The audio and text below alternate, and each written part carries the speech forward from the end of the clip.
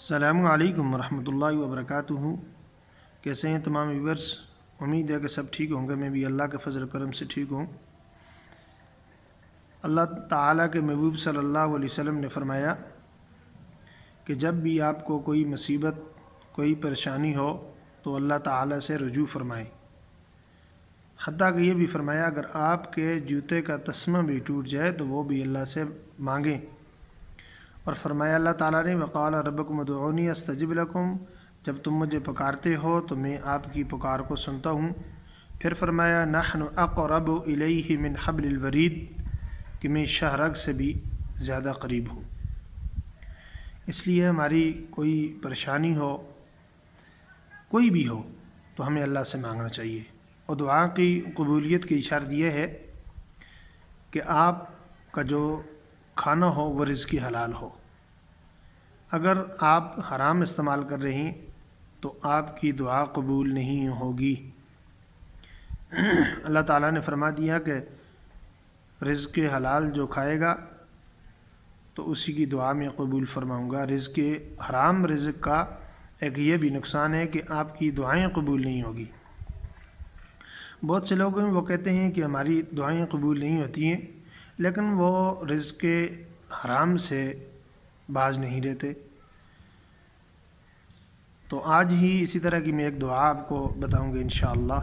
اگر آپ کی کوئی مصیبت پریشانی ہو تو انشاءاللہ وہ آپ نے پڑھنی ہے۔ اس سے پہلے اگر آپ چینل پر نئے ہیں تو چینل کو سبسکرائب کر لیں، جزاکم اللہ۔ دعا یہ ہے کہ استغفر اللہ ربی من کل ذنب و اتوب الیہ۔ آپ کو سکرین پر بھی نظر آ رہی ہوگی، یہ دعا آپ نے پڑھنی ہے۔ آقا علیہ الصلاۃ والسلام کا یہ معمول تھا، ہر نماز کے بعد جو ہے نا 3 مرتبہ پڑھتے تھے۔ اور پھر آقا علیہ الصلاۃ والسلام نے فرمایا کہ میری امت کو اگر کوئی پریشانی ہو، کوئی مشکل ہو تو فرمایا یہ دعا پڑھیں، استغفر اللہ ربی من کل ذنب و اتوب الیہ۔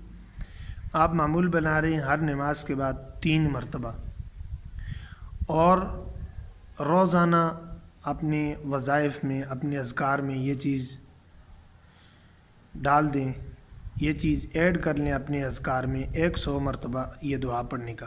جیسے آپ سبحان اللہ، الحمدللہ، اللہ اکبر، لا الہ الا اللہ پڑھتے ہیں جیسے، تو اس طرح یہ بھی آپ ایڈ کر لیں اور روزانہ اپنا معمول بنا لیں اس کو پڑھنے کا 100 مرتبہ، اور کوشش کریں کہ دن میں 70 مرتبہ آپ اسے پڑھ لیں۔ دن میں 70 مرتبہ، ہر نماز میں 3 مرتبہ، نماز کے بعد 3 مرتبہ، اور دن میں 70 مرتبہ کوشش کریں یہ پڑھ لیں۔ انشاءاللہ پھر آپ دیکھیں، آپ دعائیں مانگیں گے، اللہ تعالیٰ قبول فرمائیں گے۔ اس دعا میں استغفار ہے اور اپنے گناہوں سے معافی ہے، اور جب اللہ تعالیٰ سے آپ استغفار کریں گے، اپنے گناہوں کی معافی طلب کریں گے، تو اللہ تعالیٰ غفور الرحیم ذات ہے، وہ آپ کی دعاؤں کو سنیں گے اور آپ کے گناہوں کو بخش دیں گے۔ مسلمانوں کو بھی بتائیں، اپنے بھائیوں کو بھی بتائیں، اور ویڈیو آگے شیئر بھی کریں۔ جزاکم اللہ۔